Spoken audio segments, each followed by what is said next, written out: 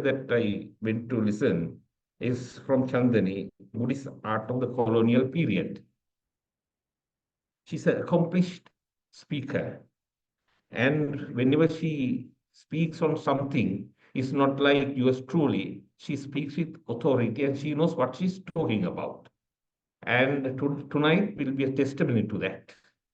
And without further ado, may I invite Professor Chandanie Wanigatunge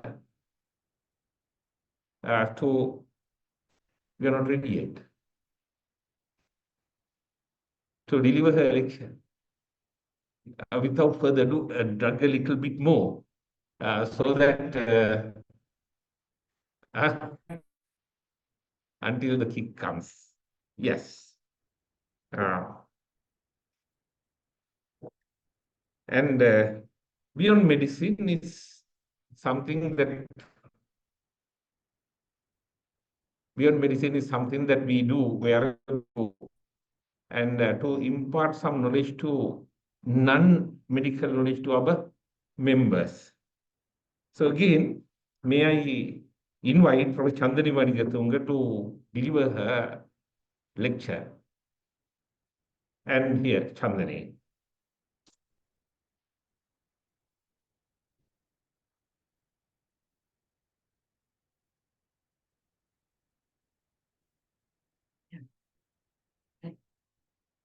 So thank you very much, Upul. Now, you will probably understand why I'm standing here.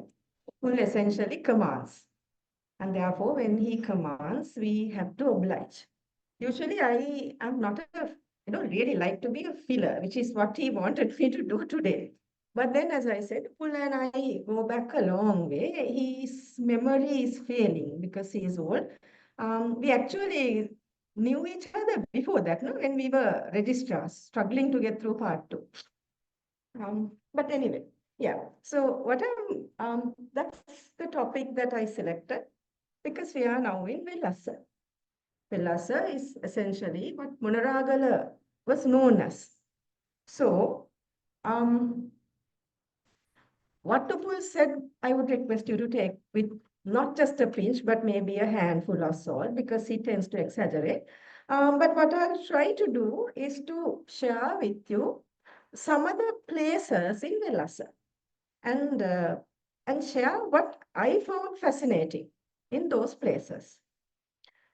So obviously I cannot have a conflict of interest in what I'm going to present to you because it's an area that all of you would have traveled. And as Upul said, it is photography that I do. And I have put most of my photographs, unless I have acknowledged, and then they are really from the web. So this is Wellassa today. You have wide open spaces, lovely roadways. These are really not highways or expressways, but good enough, as good as them, because you can just drive through. Wide open spaces on either side, but more importantly, the picture at the bottom really highlights what Wellassa is famous for. It has a lot of paddy growing areas, so it's actually a granary in this region. If you look at the map, that is the Munaragala district, and it's quite a large district. So if you take the Uva province, you have Munaragala and Badul. Munaragala is fairly big and it spreads to a large extent. And what I'm planning to do is to take some of those areas, which is both historical as well as interesting as far as nature goes, and show you some of the things that I found fascinating. So, Munaragala has 5 national parks, 5 in that area. And one of the most important ones is at the other end of Munaragala, that's the Galla National Park.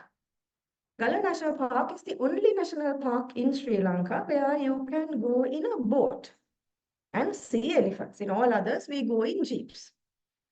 And it's one of the best places to see these elephants in their natural habitat. The others would be Mineri and Kaudulla, which happens only at a particular season, which is where the elephant gathering takes place. But in Galla National Park, you basically have these elephants most of the time. And if you are lucky, you will see them swimming across the Ceylon Samudra. You can see how the dynamics in elephants work because you just sit in that boat and watch. And they're not bothered because you're just somewhere there. You can just watch them doing whatever they like. And especially when they have little ones, they are very protective. They'll keep them among themselves. And it's very rare that they will take a little one and get into the water and swim. So that is probably why we didn't see them swim. Now, one of the key things in the Galloya National Park, the one that actually gives it the name is the Galloya, and that is Galloya. You can have a bath if you want to. There is a place further up at in that river where you can have a bath inside the park. And more importantly, there is a place called Makara. I'm sure some of you would have been to Makara. Makara is accessible either from the Nilgala side or from the boat through the Seranayaka Samudra. Makara is so named because this is where flows into the Seranayaka Samudra. And in the past, there had been boulders, which actually was like a dragon's mouth. And it was so called because the water would flow into it and completely disappear. And it would come out from an area like a mouth. Now, that is no longer there, sadly. But this is what you would see. So, beyond that, you actually cannot see the Galloya emptying into the Seranayaka Samudra. So Makara is a place worth seeing if you go to Galloya. Then at the other end is the Udawalawa National Park. Yes, I see some people recognizing the pictures. This is what we saw yesterday. I changed the pictures. I had some different ones. But this is again a place for elephants. The other animals are rare. You hardly see a leopard. I've never really seen a leopard. You get deer, few crocodiles, but it's mainly elephants. Once again, a place where you can see elephant dynamics. Interestingly, some time ago, there was what was known as a dwarf elephant, a Kuruyalia. I'm not sure whether the fellow is still there because there are no records of sightings. But again, a place to go and see elephants. Then, of course, Yala Block 5 is known as Lunugambehera. And that's Lunugambehera over there. And if you are lucky, you will see leopards in Lunugambehera. This was at the end of a safari. We were going round and round and round. That is how you go and see leopards. You can't just walk in and say, hey, I want to see you. He's not coming like this. You keep on going.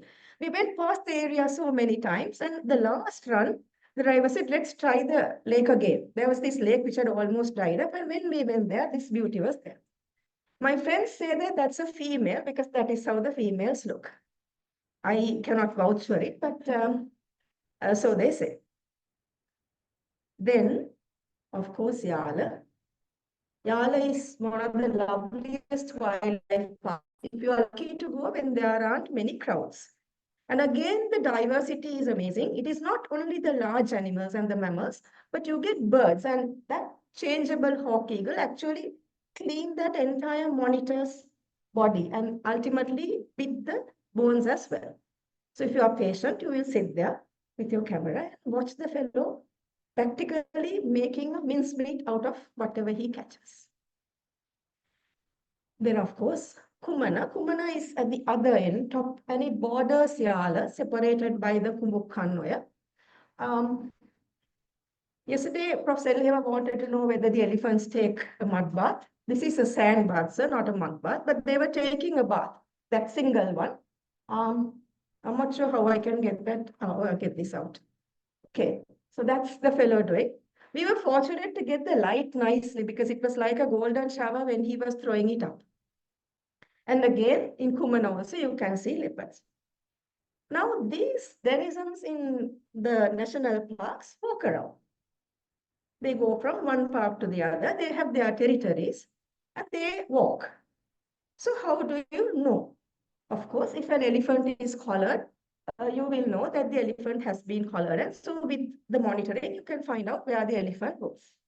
Birds, it's very difficult because sky is open unless you have banded the birds. And we do that sometimes. So if you get a bird that is banded from one end and landed in another, you know, okay, this is the migratory path they have seen. So that is Kumbukangwe.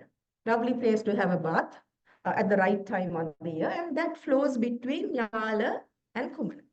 And one morning, during a grain drive, early morning, we suddenly saw this leopard standing on some of those sandbags in the middle of the river. Now, Kumana has these little sandbags.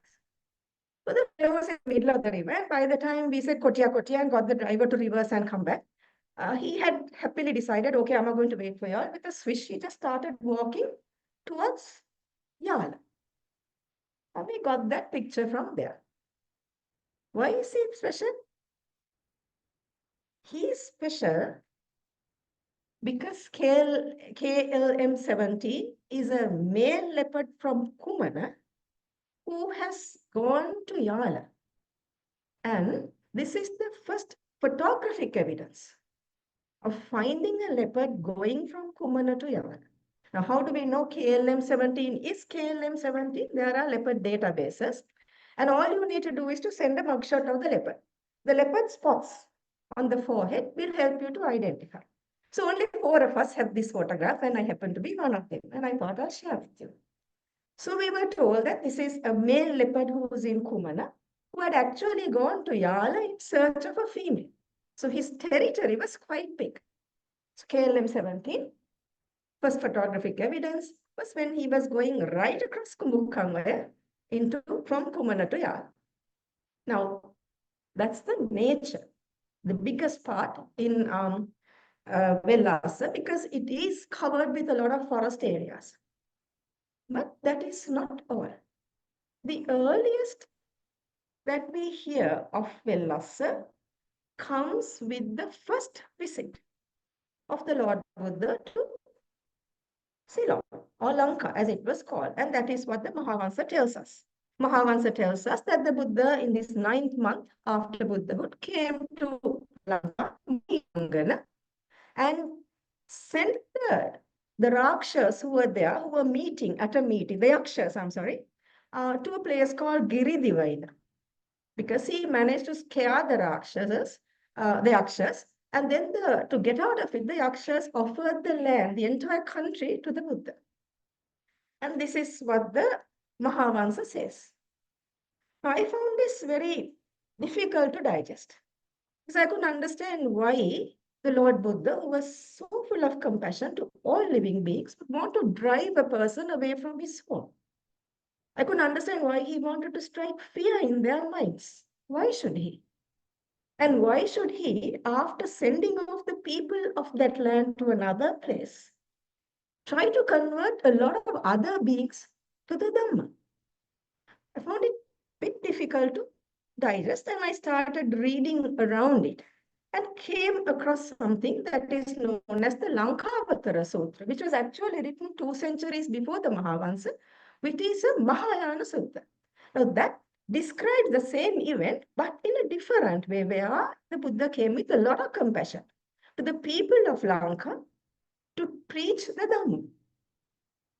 Why am I giving you that comparison?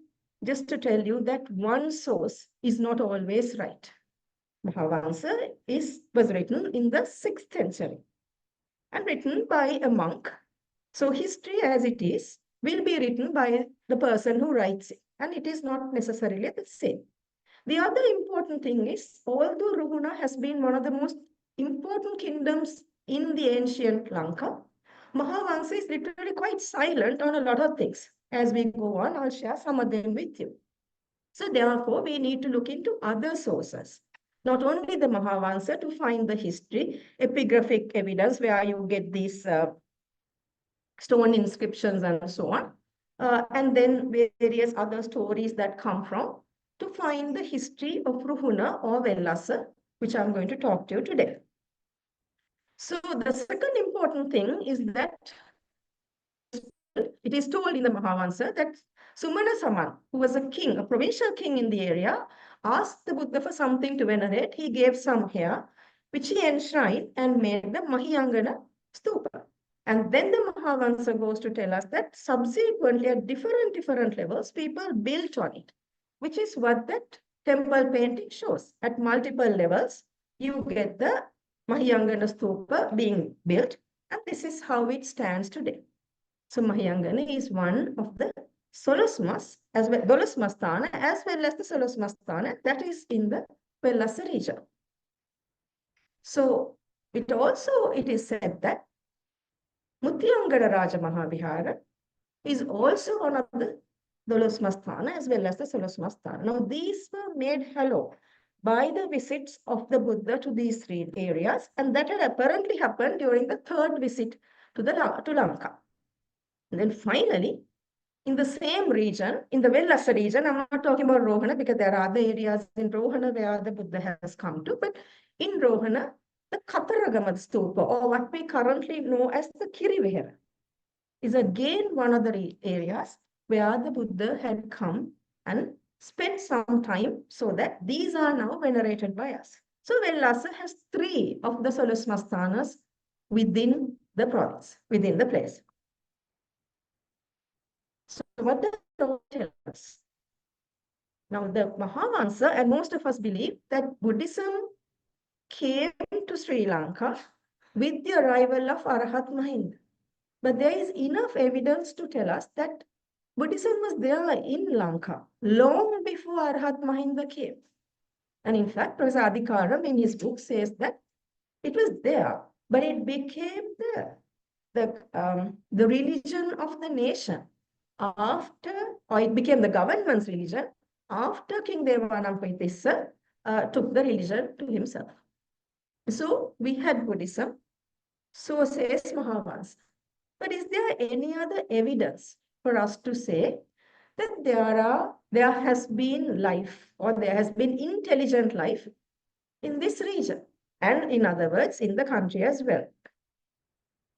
So Mahavansa, of course, starts with the arrival of Vijaya and coming to Tambapalli, and then, of course, meeting Kweni, who is a Yaksha princess from the Mahayana area, and thereafter you know the story. But what about the country before the arrival of Vijaya? Is there anything that we can find out? Now, if you look at Kumana, Kumana has these caves with pillars. That is known as the Bovattagala monastery in one part of the Kumana, one part of Kumana, but there are other monasteries as well. And in these, you have these drawings which have been made by the early man who was living in these caves. So the one in the corner top is known as a Nittava. If you look at it, he has 6 fingers. All 6 fingers are of the same size, and story says that Nittavas were short people who were really very vicious. And what had happened was the Vedas had caught them, put them in a cave, closed the mouth of the cave and smoked them to death. So they say. That apparently is a Nittava. Below that is also a drawing by the Vedas, and on top of that, of course, drawing by the other people. We, I think as a nation, irrespective of whatever our racial and religious beliefs are quite happy to write our name wherever we go. And they have managed to vandalize 2 other priceless artifacts we have, because this will never be reproduced. These people are no longer there. That is what they had done. And then there is also evidence of Brahmi inscriptions, which are dated back to the 3rd century after Christ, or sorry, before Christ, before Common Era, so it's before Christ. Now, Bovattagala is important for another reason. Now, we all know Teri Sanghamitta came to the land with the sacred bow sapling. And the Mahavansa tells us, for the ceremony where King Devanampiatissa was accepting this and was planting it, the sacred bow sapling, he invited the 10 noble Kshatriyas from Kataragama to the ceremony, telling us that Kataragama was a separate area. The south was a separate area, because otherwise he did not invite them at equal level along with certain other people. So are they imaginary people of the Mahavansa author? No, because the Bovattagala rock inscription very clearly states about these Kshatriya nobles. And so therefore we know that there were people in the Ruhuna region, in Wellassa to be precise, who were equivalent or equally recognized by King Devanampiyathissa as his equals. Honor, that fish, the fish is apparently the sign of the 10 Kshatriyas. The fish is there in one of the rock inscriptions in Bovattagal. I couldn't find it among my pictures. This was from the Atala Museum in a slab. So the fish apparently had been in the, was the sign that the 10 Kshatriya nobles were used. So we have evidence from Wellassa to tell us that, yes, there were people, and they were not just people, but they were of a fairly high level, just like in Anuradhapura. No different to them. And when these 10 noble Kshatriyas went for the planting of the sacred Bo sapling, they were given another sapling, what is known as the Ashtapala Bodhi, one of them, which they say is planted at Kataragama. But some of the archaeologists disprove it and say that it is not really at Kataragama. They may have been at Bovattegala. But there is no evidence of a Bo tree there at the moment. So this is now considered one of those 8 saplings, the first 8 that came out from the main tree. Mahavansa really talks about the Ruhuna after Mahanaga came from Anuradhapura to Ruhuna. Now the story has it that Mahanaga was the brother of King Devanampiyathissa. And because the queen didn't want him to become the king, he had tried to poison him. And what happened was the queen had sent a basket of apples, which were poison, intended for Mahanaga, but King Devanampiyathисsa's son had actually eaten it. And because Mahanaga feared what would happen after that, he fled to Ruhuna. And he established the principality of Ruhuna. But we also had the 10 noble Kshatriyas running some other part of Wellassa as well.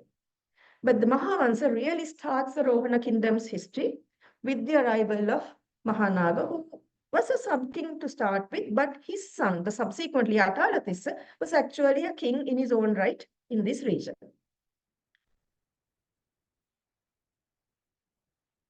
Now, from the same line comes King Dutugamunu. So we have Mahanaga, Yatalathissa, his son was Gotabaya, Gotabaya's son was Kavanthissa, and Kavanthissa's son is Gamini. Professor Raj Somadeva says that they actually resemble a Yaksha clan. He calls them clans and says that the names using the color of the skin and attributing a name to that was one of the things that came with the Yaksha clan. So Kuanna again meant dark skin. Kakavanthissa means dark as a crow. So that's how he says. But anyway, Ruhuna's most famous son is Dutugamunu. There's no argument on that. So obviously then there should be some evidence of Dutugamunu in the Ruhuna kingdom, and therefore in Wellassa as well.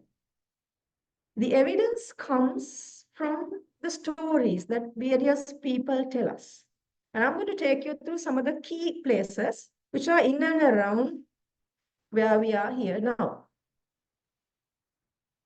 Tulangani Pitya. There is now a stupa, Tulangani stupa, and an Aramic complex, but this is supposed to be the place where the 2 brothers met for the first time and fought. And that is where Dutugamunu was actually the loser. It was Tissa who won the battle there. And then Dutugamunu retreated, went and regrouped and fought him at the Yudaganava Pitya. There again, you get a stupa there and a small image house, which was built much later. The stupa is dated to the Anuradhapura period, but the image house is more like the Kandyan period. Interestingly, we had these carvings at the entrance to the image house. Now, these places have guardians, the normal people who look after these places. And there was this elderly gentleman, and I asked them who these people were. At that time, I had very little idea of what these were depicting. And he said, "Ahannate addanona mahatya. Me Gamunu Kumarayai, Tissa Kumarayai." I said, "Okay, which one is which?" "Ayyo, dakunu aten kadu aran inne Gamunu Kumarayai. Wang aten aran inne Tissa Kumarayai."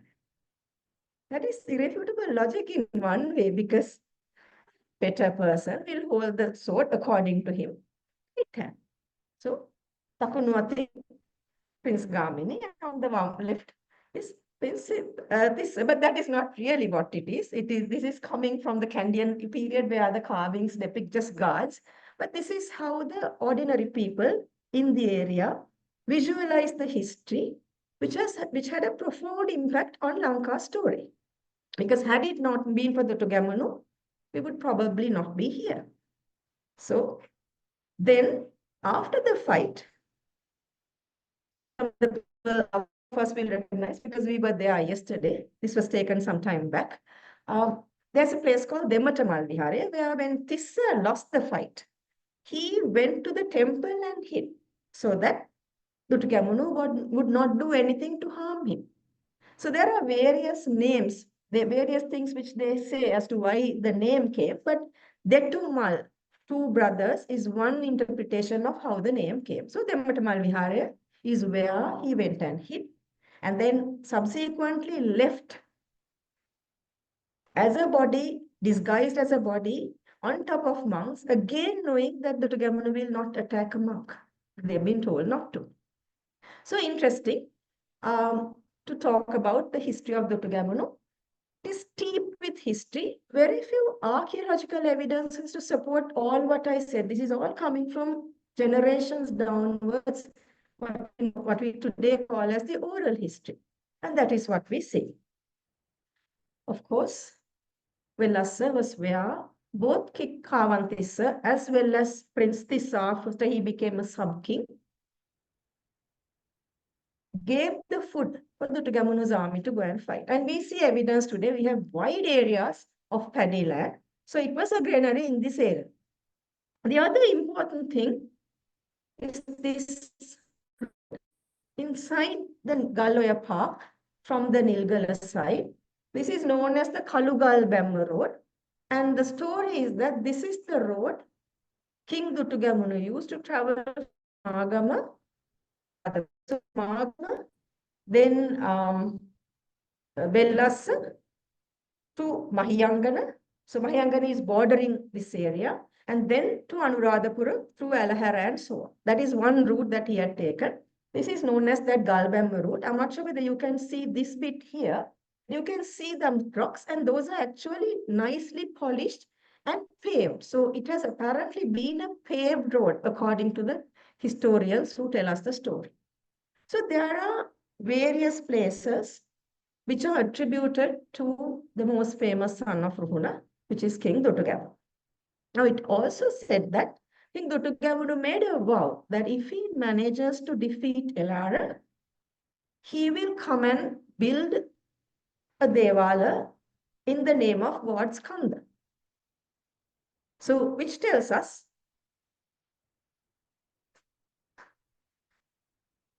okay,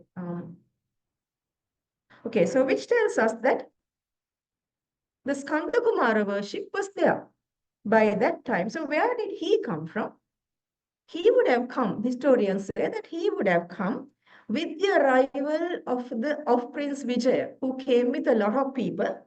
And some of them came to Rohana. Rohana was actually established by one of the people who came with him at that point. And they would have brought all these gods from their regions. And Skanda is one of them.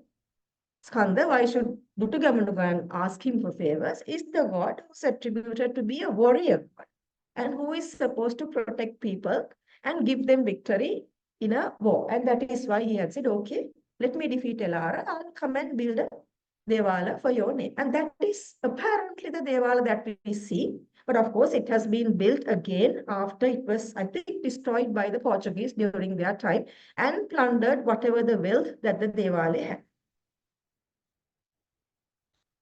It is one Devale which brings together all the races in this country. I said it is for a warrior god. These girls are Sinhalese girls, all of them dancing around the Devale. So we then asked them when they stopped, why did you do? Why are all of you here, not just one or two? Then they said, well, we are from the army school. We are army lady officers. We went through a strenuous training program, and before we started, we made a vow to God Katharagama and said, okay, if we do this without a problem, we will come and dance Kavadi around it. Now, Katharagama is our name, but his real name is Kanda or Kartikeya. That is, those are the names that the others use. Told you it brings together many races, and they come from all parts of the country. This is part of the Padayatra, which starts sorry, there's a typo there, it should be Padayatra. People walk from Jaffna right along the east coast, through Panama to Katharagama, across the Yala forests. So this was taken in the east coast in Chenkaladi when people were going around through the Padayatra. So it brings together, God's Kanda brings together all people in this land to Katharagama. The Katharagama Mahadevali is one place where time stands still. These rituals have been there from as far back as memory goes. Not only for us, but for anybody who's there. So if you have gone over the years, you will realize that nothing really has changed. And this is the one place where it is a predominantly Hindu Tamil god. And all the Kapuralas in that Devale are Sinhala Buddhists. Very interesting. And that also has a story about how God's Kanda didn't want the Tamil people to be in that Devale because they were not supportive when he wanted to stay in Ceylon after meeting Valliyappa. But that's another story. So these rituals haven't changed. If you have been going to Katharagama over the years, I think I started when I was a very small child, nothing changes. If I sit there, I can tell them this is the sequence of which this entire ritual will take place. Different at Sella Katharagama, which is the abode of Lord Ganesh. He is the younger brother of God's Kanda. Now, this is one temple where all the monks, all the priests are Hindu Tamils. The rituals are entirely different, nothing similar to what you see in Katharagama, but again worshipped by all the people in this country. So we all go to worship these gods. Katharagama and Sella Katharagama are again two very important places, religious places of the Hindu denomination, but shared by all of us, again in Wellassa. Right. Deviating a little bit, that is the old map of Sri Lanka, where Lanka was divided into Ruhunu, Maya, and Pihiti. So in the ancient times, this is during the Anuradhapura period, the borders of the Ruhunu Rata extended from Mahaveli on one side and to Benthota Ganga on the other side. And then it has shrunk over the period of time.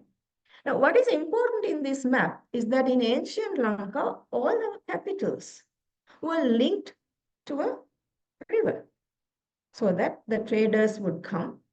We would take our goods to the ports, and that is how the exchange happened. And we were well known in the ancient world as one place where exchange trade happened. So in this region, we have Godavaya. Godavaya is where the Valave River enters the sea. It was one of the very famous seaports in our country. This is Godavaya today. If you look at it, it doesn't look anything like a seaport. It's very narrow. And when we went and met the head monk at the Pabbata Vihara just there, it's called the Gota Pabbata Vihara, he said that this is actually not the original Godavaya. Original Godavaya harbour is which fisheries harbour.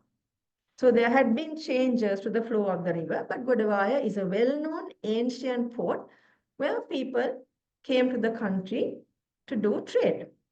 Now, along with trade, sorry, before that, that is an inscription from Godavaya, which says that the income from the Godavaya port, the customs duties levied, should be given to the upkeep of the Gotapabbata Vihara, which is there.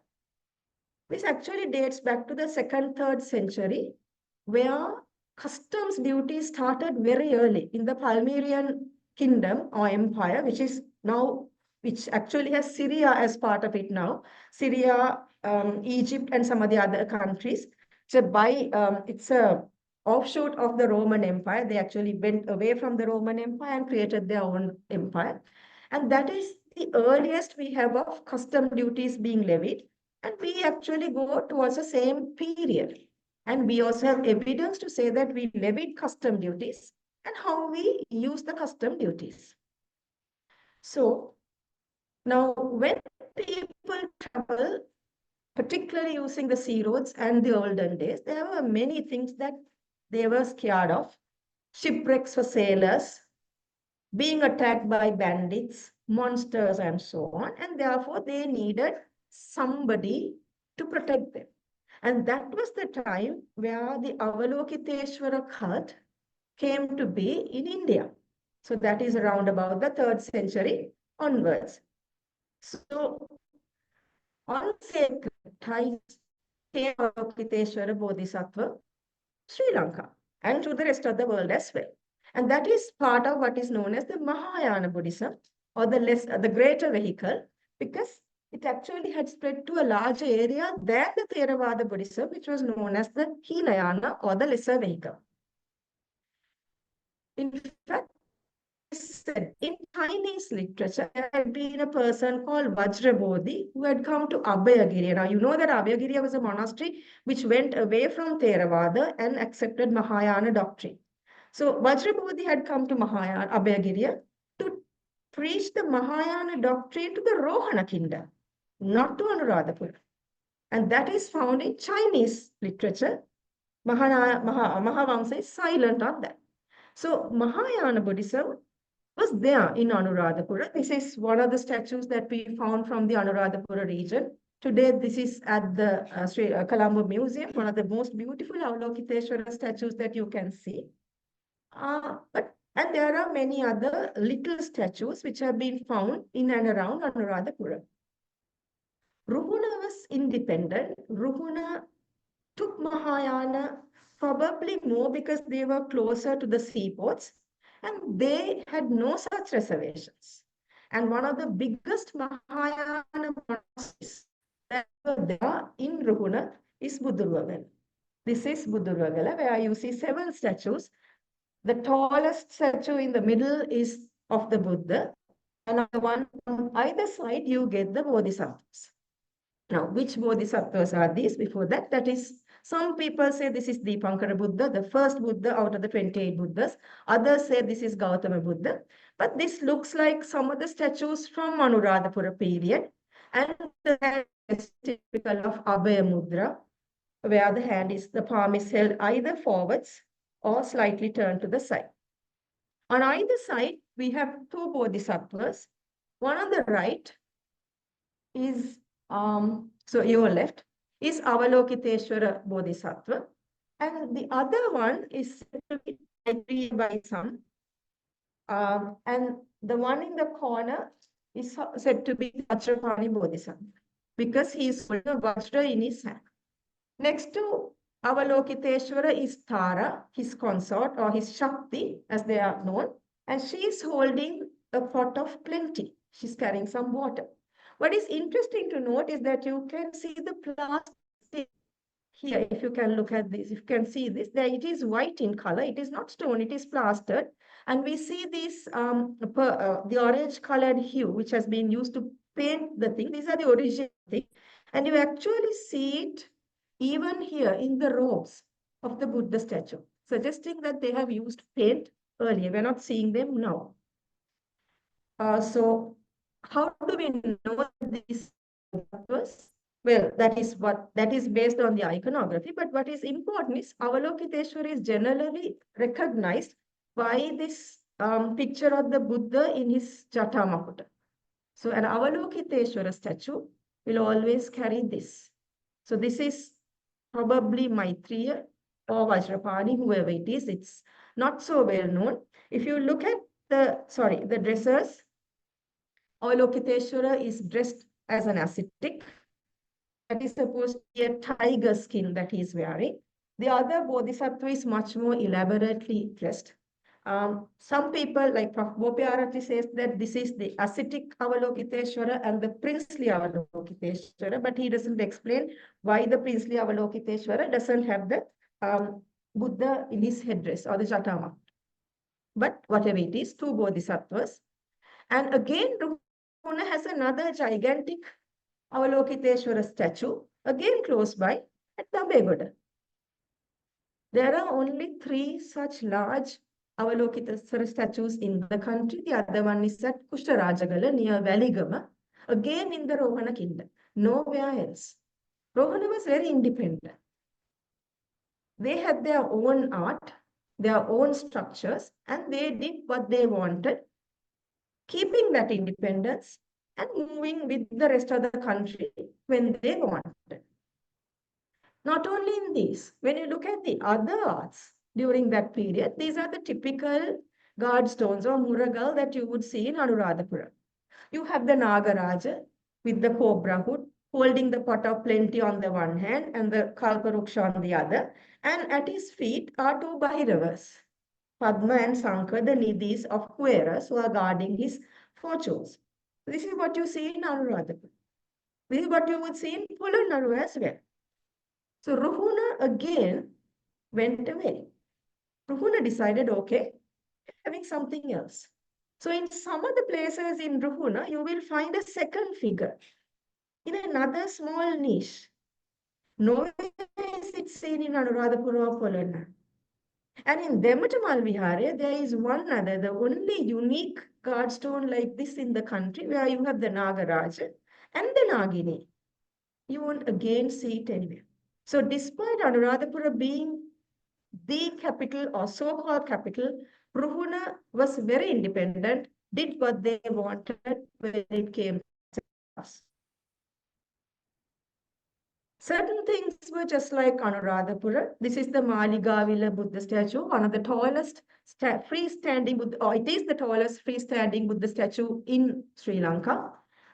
It had been in pieces and it had been extremely difficult to make it an upright statue. That had been done during President Premadasa's time by the State Engineering Corporation.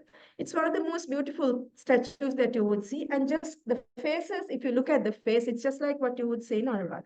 However, if you go beyond that, that is the Sandakada Pahana that you see at Maligavila. Again, you have the Sandakada Pahana, but again with a rectangular shape where they have carved the Sandakada Pahana and gone beyond. Certain things like this you might even see in Pulannaru, but this is not as big as this. So Ruhuna, I keep saying Ruhuna was independent because Ruhuna was independent and just did what they wanted. Going further, again in the same region, we see the influence of Buddhism coming. This actually is a stupa which has not been restored. This is in a place called Vattegama in Kotiagala. Kotiagala is a route towards Kabilitta. From Monaragala, you can go to Kotiagala and then so through Kotiagala to Kabilitta. What you see there are some of the earliest forms of worship, which were known as Asanagara, that came even before the Siripatul Galva started. So we started by worshipping the Asanagara, which is because that is where the Buddha was seated. Because we wanted something else, we carved the Siripatul on those slabs and worshipped them. And finally came the statues. So this is actually one of the earlier ones. This has no ancient statue here. And over the years, during the times of the Kandyan kings, this place had been again changed with the Kandyan style sculptures and the paintings. And this is the only place I have seen where you have the 6th week after enlightenment in the Muchalinda Nagadharana with Muchalinda and 6 other cobras on either side. And using blue as the predominant color, which is not seen in the other art during the same period. Indian period, they were more into yellows and reds and whites and blacks. Here we see blue being the prominent color. It is seen in all their pictures in that temple. So no civilization can survive without water. So Urusita River is one of the earlier lakes which were built by King Mahayana when he established Ruhuna as his principality. The importance here in this is this sluice gate or the bisoko that they used. And here again, what is most striking is this cobra which they have carved in that bisoko. Again, a very elaborately carved cobra. If you look very carefully, you'll see a bow on his neck. And he's actually standing on a lion pedestal, telling us that, okay, he's a very important cobra. Cobras, as you know, guard the waterways, and that is one of the reasons why Mahavali uses the cobra as their logo. And even in Anuradhapura, in some other places, you will see these guard stones with cobras, but none so elaborate as in Ruhuna. So Ruhuna is unique. And these carvings are not found anywhere else in the country. Okay, so that's the Anuradhapura period. Then, of course, as Rajaraja invaded Anuradhapura, Anuradhapura fell, and people migrated to Ruhuna. And then we come across Prince Kirti or Kirti, who became king as Vijayabahu I. And for him to mount the war and get the power of Lanka, he sent his armies from Ruhuna. And they say that he sent 3 armies. The main one came across Mahayana. So during the Polonnaruwa period, we see this. This is attributed to Queen Sugala. It says this is Queen Sugala's pond, and we see similar ponds in Polonnaruwa, the Kumarapokuna in Polonnaruwa, King Parakramabahu's pond. You have the steps which lead to it from 4 sides. You can go there. Interestingly, there is an elaborately carved urinal stone in the same premises.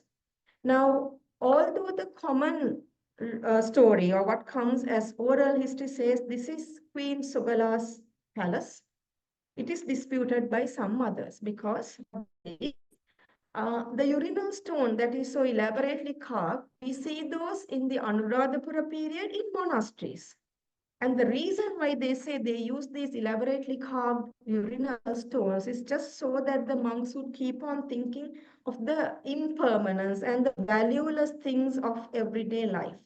So this is commonly known as Kellangewala. That is what the people in the area call it. And you have these 4 steps leading down. My colleagues who left me and went there to probably would have noticed these. I hope they do. What is important is that although you have similar things in Kuttampokuna and in Anuradhapura and Kumarapokuna in Polonnaruwa, you will not see that Imbihimuna as a sprout.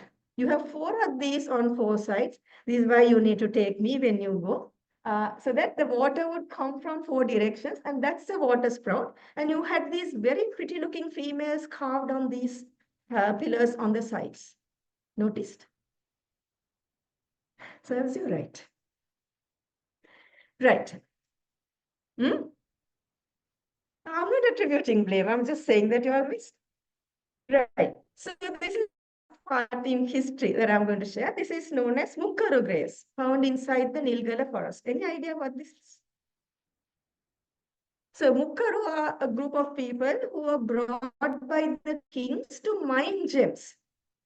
And if any of you are wondering why today we got these gem-studded gifts, like, we got these little mementos which were made with precious stones. So there had been mining in this area as well. So the Mukkaru people were brought to mine gems. Some say they are Arabic, the others say they are either Cholas or again from the Indian region, Keralais. And what they say is the kings actually didn't allow them to go back because they feared that these people would go and tell the others this is where the gems are found. And they were either killed and put back into the pits, or when they died, they had their own graves. So these graves are known to be Mukkaru graves. And what I have put there are some, that is of course from the web. These are what are known as the Mukkaru stones. They are being sold now for a very tidy sum.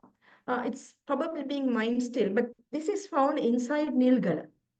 So when you go on the wildlife parks, if you are chatty with the wardens and the drivers, this is what they come out with and tell you rather than just showing you the elephants, the lions, and the bears. Right. So there is very little actually when it comes to the Wellassa region. And again, we see Wellassa. Wellassa was a very rebellious place in the Battle of Randevela in the 1600s, where King Senarath had to fight the Portuguese army. And he asked his son, Prince Mahasthana, who was later crowned as Rajasingha II, to fight the Portuguese army led by Constantine Rizal. So they fought in Randevela. flag, there is the Uvadisava flag, which the king had given to Prince Mahastana, as you can see in this picture. This is a painting by Prasanna Veerakodi. And that's the king's flag, the lion flag with the whip-like thing, not the sword as we see it now. And this is the Battle of Randanivela. So they say this is one area where the Portuguese lost like nothing. There were no survivors.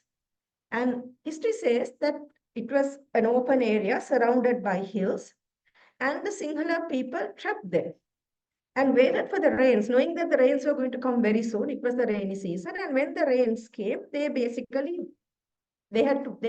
their gunpowder was useless because everything was wet. So what the Sinhala army did was, apart from fighting them face to face, they had been on these mountains and shot arrows down so that they killed the people. Is it true? We were told this when we stayed in a place in Wellassa called Don Diogaville. I think it's still there, run by the second generation. So the older people who were there were Uncle Mervyn and Auntie Doris.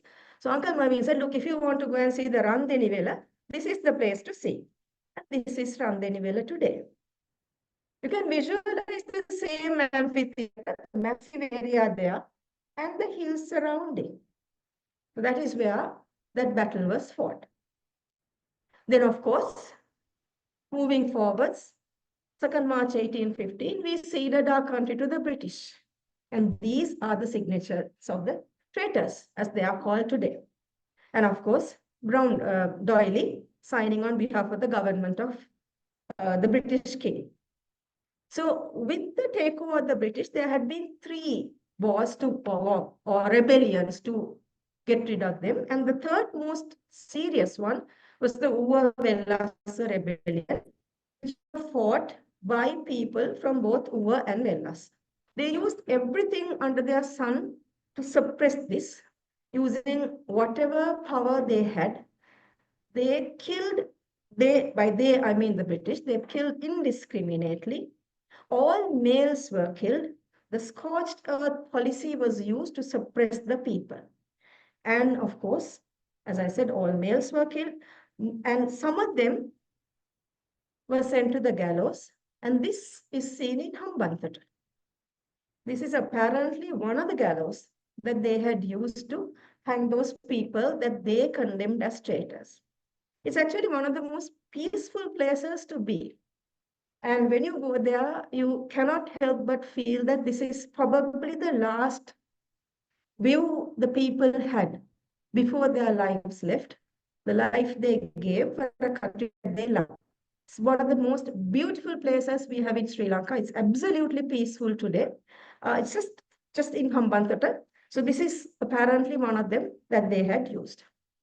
So what I have done is to take you through Wellassa, just to show you that there is so much history that we are standing on, and we really don't see that. That's why I said beyond what we see. It is not only history, even in nature, there are many things. It's there for us to see if we just spend some time and look at them. This is Rajagala in 2012. When we climbed, it was not excavated. In fact, we actually walked through some of the places that have been excavated now.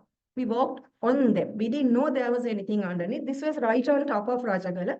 We went not to see Rajagala, but to see the Friars' Wood, which you could see, or Toppigala, which you can see from here. Then we realized that Rajagala was one of the earliest monasteries, even before the time of Arhat Mahinda. There had been a monastery, and it gave us the evidence that Arhat Mahinda really came, because there is an inscription and there is a small stupa which said that is where the ashes of Arhat Mahinda had been interred, giving us epigraphic evidence of the arrival of Arhat Mahinda. So probably in Wellassa, we are walking over history without knowing what we are walking on, because so many things have not been explored or looked at. I'd like to acknowledge those who make history possible, the people we meet as we go on. The elder gentleman in the corner was one of those who told us the oral history of Urusitagava, why the name came. He came to show us the way, and on his way, he's told us why the name happened. There's so much oral history hidden among our people, not recorded, unless they decide to tell us. Then the head monk, Vihara, who told us the story, what I related to you today, in much more detail, adding a little bit of local flavor into that history as well, which is what makes oral history different from the written history. And these two young boys, who are probably less than half my age, during the safari told me, there is this Khadira river. So what is Khadira river? People of my vintage will know Khadira from Muampasa. Not most of you, I don't think you all were born, but people of my vintage grew up with Muampasa, where we had Vijay Ratna Varakagoda as Arachi Mahatya. I think Ratnavali Kakunavada as Manike, and her brother, which Vakishta was that, as Kabira. So apparently they are inside the Udavalava Park. There is a Muam Palace. There had been a Muam Palace in the 1800s. There had been a Khadira who actually made a tank in that Muam Palace. So Muam Palace, yesterday I learned that Muam Palace that I grew up with was actually a Muam Palace in this region. So again, the oral history is something that we actually don't appreciate the way we should appreciate it. A big thank you to my son, who follows my passion in history, and we spend many happy hours looking at the places and arguing. And of course, my husband, who happens to be the patron of a society that most of my colleagues say that they are members of, the Society of Suffering Husbands.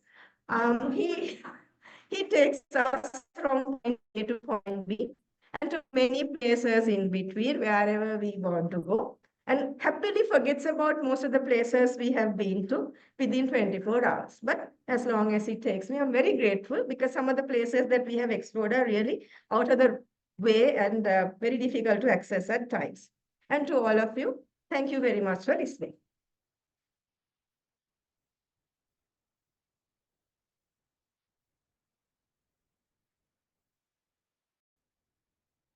Are you always studying, no? I never saw. Died in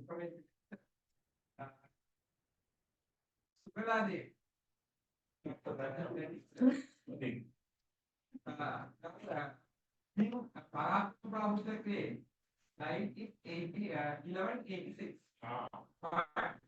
Within 30 years, that Kalinga invaded 1250, and the entire civilization was destroyed.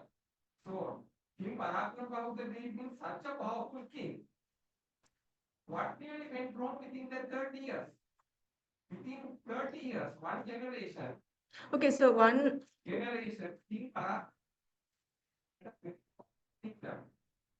in 30 years, was all destroyed in one single generation. Yeah, so probably, so likely a lot of infighting among them, where there was no unity. And history says that they had various queens coming from India, so lots of issues coming in like that. Maybe Marga had certain other reasons to fight King Parakramabahu. But whatever it is, again, Marga was a very vindictive conqueror. He actually destroyed everything. And one of the easiest ways to destroy a civilization is to destroy what they believe in, their language and their culture, which Marga did very effectively. So therefore, there was no way that anything would have survived there. Because of the Colorado era, after the research, he gave out the first finger, Dutugamunu, known as Ceylon, and then there was another one from the Pandya. And lot of Pandyas and Kalingas come into and they are fight between the Kaling and Pandya, and supported by the from India. And that is why the spot. Yes. Kalinga state supposed to be a warrior state. And the state that Ashoka had fight so hard. Couldn't get, yeah, but couldn't conquer, yeah. Yeah. But it's actually not Vijaybahu, but then starting from Vijay, they all brought queens from India, and until the last king of Singhale. So that was something that was acceptable. Some say they do, some say they don't. It's not very clearly said.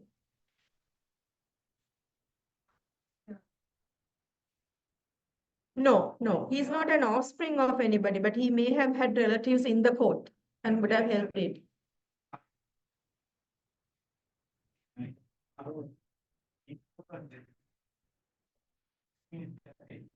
Govind Hela, yeah.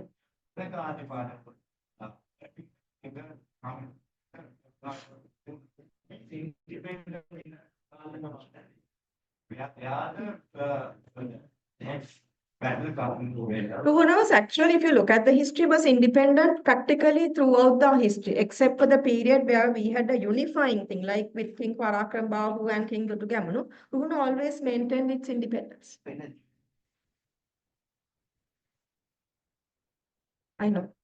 I don't think I'll be able to climb it, but a couple of years earlier.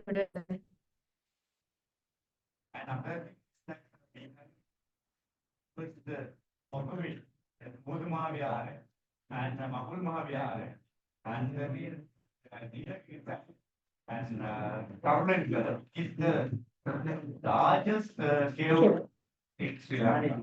And this is Yes, in fact, there is one history which says Queen Vihara Mahadevi is actually from this area, not really Kalyani. So there are many stories like that. It's very difficult to say because these are all oral history. There is no written evidence. The only written evidence we will have is if there is an epigraphy or a stone carving which gives the details.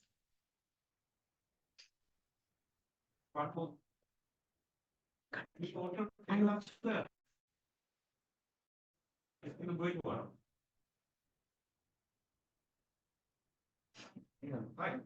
Now you were going to tell us the story of some weather. Something like this. Urusita. How will it go?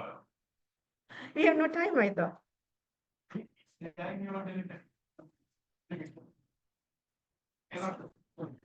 Okay, so Urusita is so there had been during King Mahana, well, the sub-king Mahanaga's period, there had been he had a pleasure garden, and then the gardener had gone and told him, you know, there had been this huge lot of pigs who had come and vandalized their entire, destroyed their entire park, and that is because a man had sent this the herd of pigs into this garden.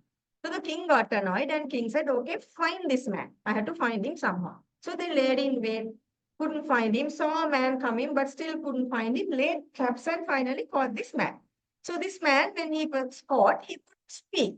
He behaved like a pig in every sense. Right? But then, and the king got him examined by his doctors who said that, okay, this is actually a man who had grown up with pigs. Treat him like a human and you will be able to get more information from him. And then the king did that. This is the sub-king did that. He looked after him. And when he started talking, he went and told Mahanaga, there is this lovely pond where you get water from 4 regions, a massive tank. It's one of the most beautiful places I have seen in the forest. And then the king said, okay, go make a tank there. And that is the Urusita River. He made it and he was given that land to cultivate and he became very rich. So therefore he was Urusitanu. So Urusita River was made by him. And then eventually he was killed by the sub-king because he became richer than the king.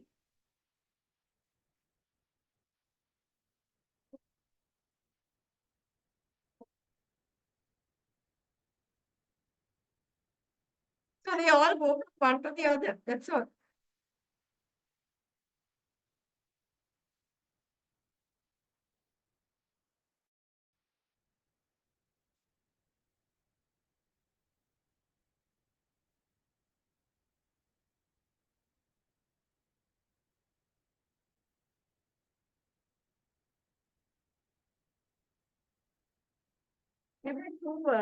Zoom participants, thank you very much for joining.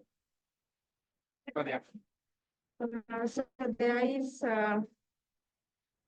Egotagan, one is us, other one is Egotake Subhash, I think, co-hosting.